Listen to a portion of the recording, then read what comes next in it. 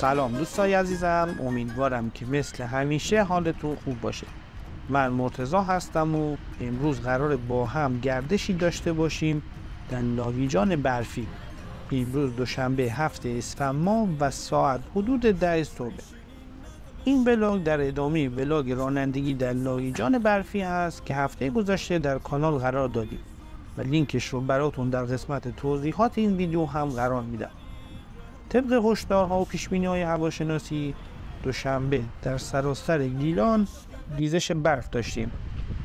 ما هم تصمیم گرفتیم در شهر عروس گیلان یعنی لاهیجان گردشی داشته باشیم و ولاگی تهیه کنیم. در این ولاگ ما به قدم زدن در اطراف استخر و آبشار شیطانکوه خواهیم پرداخت و در بخش انتهایی هم سری به بازار روز برفی هم می‌ذاریم. دیدن شادی و خوشحالی مردم از بارش برف واقعا زیباست. برف سفید پیام‌آور شادی و خوشحالی برای مردم گیلان بود. امیدوارم که در این برف برای هیچ یک از عزیزان مشکلی ایجاد نشده باشه. شهر لاهیجان معروف به عروس گیلانه که در 44 کیلومتری مرکز استان گیلان یعنی شهر رشت و در همسایگی شهرهای لنگرود، آستانه اشرفیه و سیاهکل قرار دارد. سوقات اصلی لاهیجان چای، کلوچه و کوکی هستش. از جاهای دیدنی این شهر میشه استخر و دریاچه لاهیجان، شیطانکوه، بام سبز و تله کابینش، منطقه زیبای سوختکوه، تالاب سوستان، مقبره کاشف السلطنه پدر چای ایران و موزه چای ایران، مقبره شیخ زاهد، مزرعه قوها و بسیاری از جاهای دیگر رو نام برد که ولاگ اکثر این مکانها رو در کانال قرار دادیم که لینک مربوط به پلیلیست شهر لاهیجان رو در قسمت توضیحات این ویدیو براتون قرار میدیم. خواهشاً با لایک ها و کامنتاتون ما رو در مسیر بهتر شدن حمایت کنید و برامون بنویسید که دوست دارید از کجای گیلان زیبا براتون ولاگ تهیه کنید. در ضمن در روزهای یکشنبه، سه‌شنبه و پنجشنبه هر هفته در این کانال ولاگ جدید قرار داده میشه. امیدوارم که از این گردش لذت ببرید.